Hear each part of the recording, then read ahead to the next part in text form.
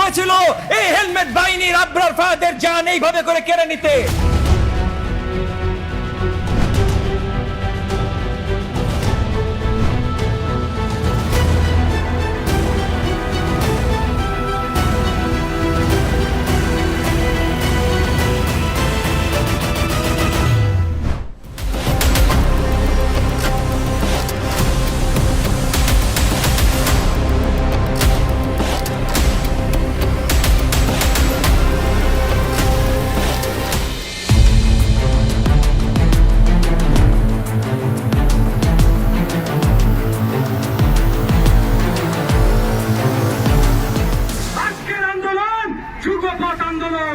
সবাই একসাথে হন, সবাই একসাথে আমরা একত্রিত হয়ে এই দেশ থেকে মাফিয়া হাঁটানোর অভিযান শুরু করে দিলাম।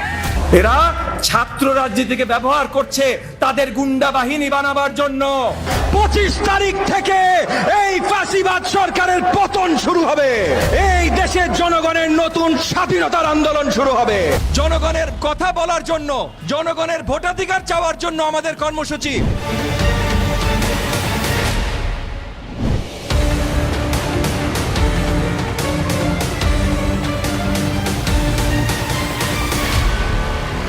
সবচেয়ে কলঙ্কিত ছাত্রলীগ। আওয়ামী লীগ বুক ফুলে বেড়াচ্ছে, স্যাংশন আসলে আসবে, আমার কি? হ্যাঁ, আসলেই তো তাদের কি? Dubai, Singapore, Hong Kong, Canada, US, কোন জায়গা নেই যেখানে হান্ড্রেডস অফ মিলিয়ন বা বিলিয়ন ডলার তারা আটকে রাখে নাই। তো তাদের তো স্যাংশন নিয়ে চিন্তা নাই। 17.5 কোটি মানুষকে নিয়ে তো তাদের চিন্তা নাই। সেই চিন্তা তো আমাদের, ভাই।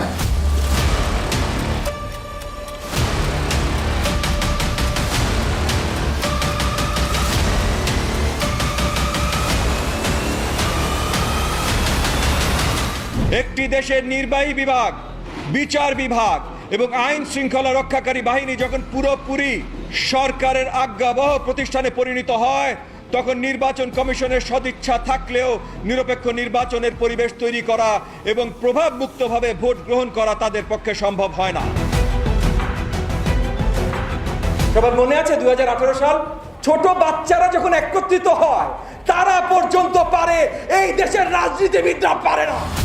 এসি রুমে বসে যারা নির্বাচন কমিশনাররা ছিলেন, সরকারের আতাত করে ইচ্ছামতো রেজাল্ট ডিক্লেয়ার করেছেন। যারা বাংলাদেশের রাজনীতি সম্বন্ধে জানেন, তাদের রিসার্চের দরকার নাই, তারা এমনি এটা বুঝতে পেরেছেন। ভোট জনগণ বর্জন করেছে। বর্জন করে নেই কারা?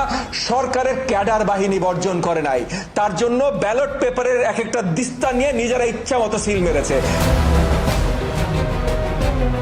কোটা সংস্কার মানে ওই দপ্তর থেকে টেনে হেঁচড়ে নামিয়ে তোদেরকে সরানোর সংস্কার।